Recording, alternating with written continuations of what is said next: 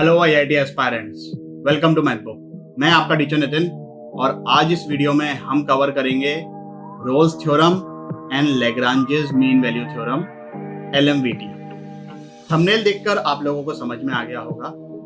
Theory wise Rolle's theorem LMVT बहुत ही simple है, लेकिन क्वेश्चंस अमेजिंग और कई बार बहुत ही टफ आते हैं। मैंने मोनोटोनिसिटी के बिगिनिंग में ये बोला था कि मोनोटोनिसिटी में कई बार क्वेश्चंस ऐसे होंगे जो देख के समझ में ही नहीं आएगा, अच्छा ये इस टॉपिक का क्वेश्चन है। वो जो मैंने कहा था that was in reference with Rolle's theorem and LMVT। तो आइए शुरू करते हैं।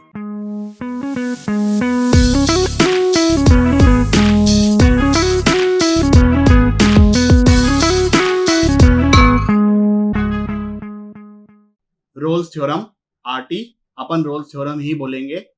पहले इसके जो स्टेटमेंट्स हैं वो पढ़ते हैं। अगर fx close interval a to b में कंटिन्यूस है, open interval a to b में डिफरेंशिएबल है और f of a equal to f of b है, तब रोल भाई का कहना है कि कम से कम एक वैल्यू x की ऐसी होगी बिटवीन a टू b जिसके लिए फंक्शन का डेरिवेटिव 0 होगा। ये देयर एग्जिस्ट का साइन है। There exist at least one value of x in the open interval a to b for which f dash c is 0। एक से ज्यादा भी हो सकते हैं ऑब्वियसली, बट कम से कम एक ऐसा पॉइंट होगा। ग्राफ बनाकर इसको आराम से समझ सकते हैं, कोई दिक्कत वाली बात नहीं है। हो सकता है कि कई लोगों को समझ में भी आ गया हो कि यार ये तो कितनी ऑब्वियस सी चीज है।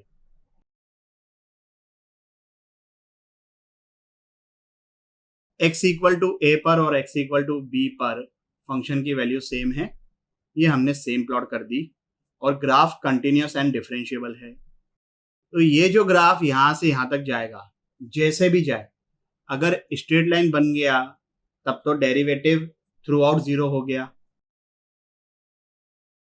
अगर ऐसा कुछ है तो यहां पर देखो डेरिवेटिव 0 आ रहा है। जितनी ज्यादा वेव्स बनेगी उतने ज्यादा डेरिवेटिव्स 0 होंगे। तो यहां पर डेरिवेटिव 0 है, यहां पर डेरिवेटिव 0 है, यहां पर डेरिवेटिव 0 है। मतलब भावनाएं समझ रहे हो ना? कम से कम एक बार तो 0 होगा, उससे ज्यादा ऑब्वियसली हो सकता है, बट कम से कम एक बार 0 होगा। इसी का थोड़ा सा modified version Lagrange's mean value theorem, इसको हम LMVT बोलेंगे क्योंकि बोलने में LMVT ज्यादा आसान है और पिछले वाले केस में RT के कंपैरिजन में आई फील रोल्स थ्योरम बोलना ज्यादा आसान है। कई बार होता है ना कि शॉर्ट फॉर्म बोलना ज्यादा लेंदी होता है, जैसे WWW बोलने से वर्ल्ड वाइड वेब बोलना ज्यादा इजी है। तो होता है, चलता है, दुनिया है। LMVT के हिसाब से ये दो कंडीशंस तो वही है जो रोल्स थ्योरम की है। फंक्शन कंटिन्यूस है क्लोज्ड इंटरवल a से b में, डिफरेंशिएबल है ओपन इंटरवल a से b में। तब इन्होंने क्या कहा कि अगर ऐसा है तब कम से कम x की एक वैल्यू ऐसी होगी between a to b for which the derivative will be equal to fb minus fa upon b minus a। यहां पर अगर f ऑफ a और f ऑफ b इक्वल हो गए तो ये चीज वही हो जाएगी जो रोल भाई ने बोली है। अब ये क्या है? fb minus fa upon b minus a क्या है? a और b को ज्वाइन करने वाली कॉर्ड का स्लोप। तो चलिए भाई ग्राफ बनाकर इसको भी समझ लेते हैं।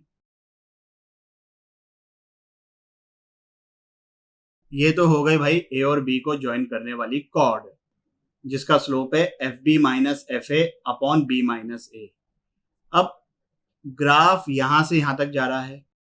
Simplest possible thing will be this, ज्यादा वेव्स भी बना सकते हो, बट LMVT के हिसाब से कि भाई कम से कम एक पॉइंट ऐसा होगा जहां पर टेंजेंट का slope will be equal to this chord. मतलब एक टेंजेंट तो कम से कम ऐसी मिलेगी भाई जो इस कॉर्ड के पैरेलल है। एक से ज्यादा भी हो सकती है, बट कम से कम एक तो होगी। अगर ग्राफ कंटिन्यूअस एंड डिफरेंशिएबल है, आप कितने भी कॉम्बिनेशन बना के देख लो, ये मिनिमम केस में आपको ये सिनेरियो तो मिलेगा। हाँ, ग्राफ ही आप डिसकंटिन्यूअस और नॉन डिफरेंशिएबल बनाओगे, फिर कोई एलएमवीटी भाई की कोई गारंटी नहीं है। लेग्रांजेस भाई ने बोला कि then I am not responsible भाई, अपने को नहीं मालूम, अपनी कंडीशन सेटिस्फाई होगी तो ऐसा होगा। तो भाई ने बोला तो बोला, अभी अपन ने ये फोटो में देखा, थ्योरी वाइज है ना सिंपल, एग्री करते हो? इतनी सी थ्योरी है इसकी। क्वेश्चंस इंटरेस्टिंग बनते हैं। इस क्वेश्चन को सॉल्व करिए 3 मिनट के लिए वीडियो को पॉज करके। चलिए भाई, जिन लोगों से प्रूव हो गया है सॉल्यूशन को स्किप कर दीजिए, जिन लोगों से नहीं हुआ है, देखो इंपॉर्टेंट आंसर लाना तो है ही, मतलब ये प्रूव करना तो है ही, बट जो उसके पीछे थॉट प्रोसेस है वो समझो। रोल भाई क्या बोलते हैं कि फंक्शन कंटिन्यूअस है, डिफरेंशिएबल है। चलिए भाई, क्वाड्रेटिक वाली सिचुएशन है, पॉलिनोमियल वाली सिचुएशन है, तो कंटिन्यूअस एंड डिफरेंशिएबल तो होगी। उन्होंने कहा कि एफ ऑफ ए अगर एफ ऑफ बी है तब डेरिवेटिव कम से कम एक बार जीरो होगा। डेरिवेटिव जीरो होगा। यहां पर ये जो चीज है क्वाड्रेटिक है और इसके रूट की बात हो रही है, मतलब रोल भाई के हिसाब से ये डेरिवेटिव है, ये एफ एक्स नहीं है, ये एफ डैश एक्स है। इंटीग्रेशन आई बिलीव थोड़ा बहुत तो आता है आप लोगों को, तो हम इसको करेंगे इंटीग्रेट भाई।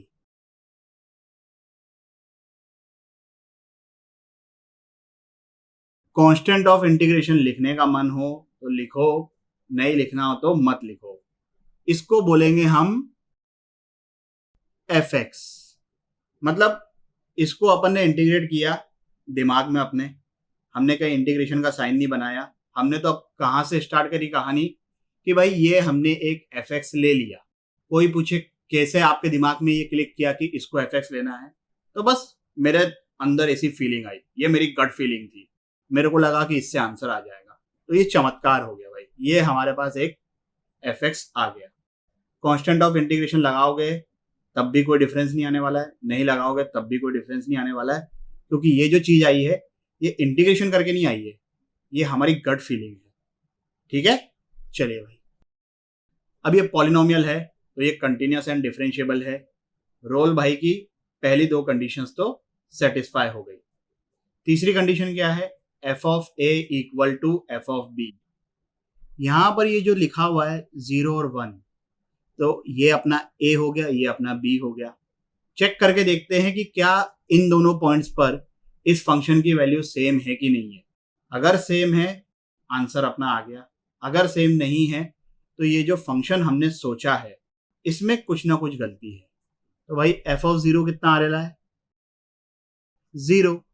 मान लो आप यहां पर कांस्टेंट ऑफ इंटीग्रेशन लेट से लैम्डा लेते हैं, तो एफ ऑफ 0 लैम्डा आ जाता। ठीक है ना, उसमें कोई दिक्कत वाली बात नहीं है।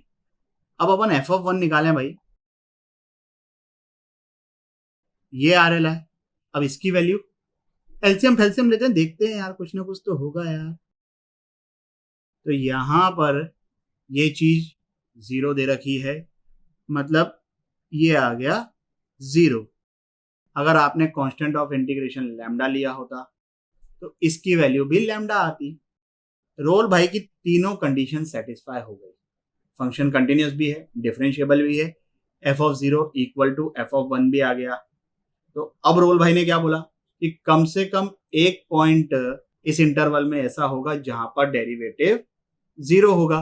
इसका डेरिवेटिव क्या आएगा? यही तो आएगा, यही तो मानकर हमने इंटीग्रेट करके दिमाग में ये सब चीजें लिखी थी।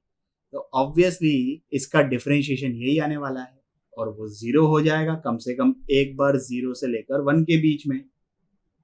तो एक बेसिक लेवल की टिप मैं दे देता हूं, कभी कभी वो भी धोखा दे देती है, बट अगर ये चीज लिखी हुई है ना at least, then there is a chance कि रोल्स थ्योरम या एलएमवीटी आप सोच सकते हो। मोस्ट ऑफ द केसेस में इट वर्क्स, लेकिन कभी कभी धोखा दे देती है। तो क्वेश्चंस का स्ट्रक्चर समझो आप। आगे बढ़ते हैं एक बहुत ही बेहतरीन क्वेश्चन की तरफ। 5 मिनट के लिए वीडियो को पॉज कर इसको आंसर करिए। चलिए भाई, अगर इस क्वेश्चन का आंसर आपने ए दिया है तो मैं आपको बधाई दूंगा, इसलिए नहीं क्योंकि आपका आंसर सही है, इसलिए क्योंकि आप अकेले नहीं हैं। ये बहुत लोग मिस्टेक करते हैं। सही आंसर है ऑप्शन बी। ये जो क्वेश्चन है ना, ये क्वेश्चन कंफ्यूज करता है भाई। क्वेश्चन में ये लिखा है कि F of X equal to X square है, हमेशा नहीं, सिर्फ एक्स इक्वल टू 1 पर, 2 पर और 3 पर। 1 से लेके 2 के बीच में क्या है, वी डोंट नो। 2 से लेके 3 के बीच में क्या है, वी डोंट नो। कहने का मतलब ये हो गया कि एग्जामिनर ने आपको ये बोला है एफ ऑफ 1 इक्वल टू 1 है, एफ ऑफ 2 इक्वल टू 4 है, एफ ऑफ 3 इक्वल टू 9 है। ये JEE में आ चुका है क्वेश्चन, मैंने थोड़ा सा मॉडिफाई किया है। दूसरी इंफॉर्मेशन क्या है कि भाई फंक्शन ट्वाइस डिफरेंशिएबल है। चलो अब हम बनाएंगे एक फंक्शन, ये जो अपना एफ एक्स है वो ये वाला एफ एक्स है, और ये जो एक्स स्क्वायर है वो नॉर्मल एक्स स्क्वायर, जो कि एक कंटिन्यूस फंक्शन होता है, डिफरेंशिएबल फंक्शन होता है, जिसका graph mouth opening upwards parabola होता है। तो जी एक्स भी कंटिन्यूस एंड डिफरेंशिएबल हो गया। 2 कंडीशन ट्रू हो गई रोल्स थ्योरम की। तीसरी कंडीशन, जी ऑफ 1 0 है, क्योंकि एफ ऑफ 1 1 है और 1 पर तो एक्स स्क्वायर की वैल्यू 1 आती है। अच्छा, जी ऑफ 2 कितना है, एफ ऑफ 2 -4, और एफ ऑफ 2 की वैल्यू भी 4 है, तो जी ऑफ 2 भी 0 है। अब मैं 1 से 2 के बीच में रोल्स थ्योरम लगाता हूँ, तो रोल्स भाई के हिसाब से 1 से 2 के बीच में कम से कम एक वैल्यू ऐसी होगी जहां पर इसका डेरिवेटिव 0 होगा। उसको मैं इस बार अल्फा बोलता हूं, मैं सी नहीं यूज करूंगा क्योंकि फिर से यूज करना पड़ेगा, तब इस सी में और उस सी में कोई कंफ्यूजन नहीं है। मैं C1 C2 भी ले सकता हूं। तो जी डैश अल्फा 0 है, मतलब F dash alpha -2 alpha equal to 0, मतलब F dash alpha equal to 2 alpha. अब यहां से अगर हम देखें तो जी ऑफ 3 की वैल्यू भी 0 आएगी। अब मैं रोल्स थ्योरम लगाऊंगा बिटवीन 2 एंड 3। ये रोल्स थ्योरम किस में लगाया हमने, 1 एंड 2 में। तो ये अल्फा जो है ये 1 से 2 के बीच में लाई करता है। अब हमने 2 से 3 के बीच में फिर से रोल्स थ्योरम लगाया, फिर से डेरिवेटिव कम से कम एक बार 0 होगा। अब जिस पॉइंट पे डेरिवेटिव 0 हो रहा है उसको मैं बीटा बोलूंगा। 1 से 2 के बीच में F dash alpha equal to 2 alpha है, 2 से 3 के बीच में F dash beta equal to 2 beta है। अब ध्यान देना भाई, मैं यहां पर बनाने वाला हूं एक नया function H x which is F dash x -2x। ये एफ डैश एक्स यही वाला फंक्शन, और ये 2x अपना जो बेसिक लीनियर एक्सप्रेशन होता है। एच ऑफ अल्फा क्या आएगा, एफ डैश अल्फा -2 अल्फा, जो कि 0 है, तो ये 0 आ गया। एच ऑफ बीटा क्या होगा, वो भी 0 होगा। तो अल्फा से बीटा के बीच में अब मैं एच एक्स पे रोल्स थ्योरम लगाने वाला हूं। तो अल्फा से बीटा के बीच में कम से कम एक वैल्यू ऐसी होगी जहां पर एच एक्स का डेरिवेटिव 0 होगा। लेट से उसको मैं इस बार सी बोलता हूं। तो यहां से आ गया F double dash C equal to 2, और ये जो सी है ये अल्फा से बीटा के बीच में है। अल्फा 1 से 2 के बीच में है, बीटा 2 से 3 के बीच में है। So the correct answer is this. बात समझ में आई। चलिए अब यहां से अपन एक कंक्लूजन ड्रॉ करते हैं कि भाई अगर किसी इंटरवल में एफ एक्स 0 है n टाइम्स, वो कंटिन्यूस एंड डिफरेंशिएबल है, वो सब कहानी है अपनी जगह पे, तो उसका डेरिवेटिव n-1 टाइम्स 0 होगा कम से कम। उससे ज्यादा भी हो सकता है, उससे कम नहीं होगा, कम से कम n-1 टाइम्स तो होगा। यही चीज तो हमने देखो यहां पर यूज करी है। ये जो अपना gx है वो 3 बार 0 हो रहा है, 1 पर, 2 पर और 3 पर। तो इसका डेरिवेटिव कम से कम कितनी बार 0 हुआ, 2 बार, एक बार अल्फा पर, एक बार बीटा पर। तो यही चीज लिखी हुई है कि अगर फंक्शन कंटिन्यूस एंड डिफरेंशिएबल है और अगर वो फंक्शन n टाइम्स 0 होता है तो उसका डेरिवेटिव कम से कम n-1 टाइम्स 0 होगा। और अगर ये बात अच्छे से समझ में आ गई है तो बहुत ही अमेजिंग क्वेश्चन आने वाला है आपके सामने। तालियों के साथ स्वागत करिए और सॉल्व करिए 10 मिनट के लिए वीडियो को पॉज करके। चलिए भाई, क्या आंसर है इसका? 6। जिन लोगों का ये आंसर आ गया है चाहो तो सॉल्यूशन को स्किप कर सकते हो। रोज थ्योरम के हिसाब से डेरिवेटिव 0 होता है, तो ये डेरिवेटिव है। यहां पर मैं थोड़ा सा इंटीग्रेशन वाली चीज यूज करूंगा। नहीं समझ में आती है कोई दिक्कत नहीं है, इंटीग्रेशन में अच्छे से आ जाएगी, बट इतना टफ नहीं है। रिवर्स करके देख लेना भाई। मैं इसको इंटीग्रेट कर रहा हूँ दिमाग में, और जो फंक्शन आएगा उसको आप डिफ्रेंशिएट करके चेक कर लो कि ये आ रहा है कि नहीं आ रहा है। ऑब्वियसली आ जाएगा। तो भाई इसको अगर मैं इंटीग्रेट करूँ, और इंटीग्रेट कहाँ पे करना है? दिमाग में। और बोलना क्या है यार, ये तो अपनी गट फीलिंग है। ओके, तो हमने इसको इंटीग्रेट किया और एक नया फंक्शन hx मान लिया, विच इज दिस। अगर इसका इंटीग्रेशन नहीं आता है कोई दिक्कत नहीं है, अभी रिवर्स इंजीनियरिंग करके देख लो। इसको डिफरेंशिएट करो। First function into differentiation of this will be F double dash x, तो ये वाली चीज आ गई, प्लस इसका डिफरेंशिएशन, तो ये हो गया एफ डैश एक्स। एक एफ डैश एक्स ऑलरेडी है, तो ये हो गया एफ डैश एक्स का होल स्क्वायर। तो ये चीज आ गई ना भाई। अब इस डेटा को यूज करके मैं एफ एक्स का एक रफ ग्राफ बनाऊंगा। क्योंकि मैं रफ ग्राफ बनाऊंगा, obviously that is not going to be the only one possibility. तो आप लोग ये करना कि जो मैं बोल रहा हूं, मैं जो सोच समझ के जिस तरीके से ग्राफ बना रहा हूं, पहले उसको समझने की कोशिश करना। जब मैं ग्राफ बनाता हूं तब ये मत करना कि सर अगर हम इसकी जगह ऐसा करें, इसकी जगह वैसा करें। तो प्रॉब्लम क्या होगी कि जो मैं समझाने की कोशिश कर रहा हूं वो आप तक 100% नहीं पहुंचेगा। मतलब मैं यहां से कुछ ट्रांसमिट कर रहा हूं, आप बीच में उसको इंटरप्ट करोगे तो ट्रांसमिशन सही नहीं होगा।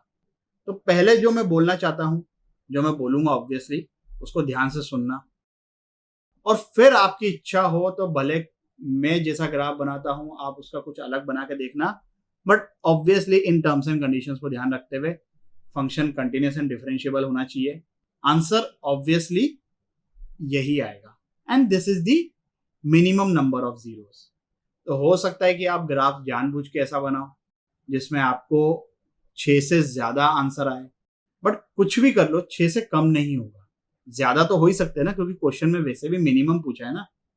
तो समझना भाई ग्राफ कैसे बना रहा हूं मैं।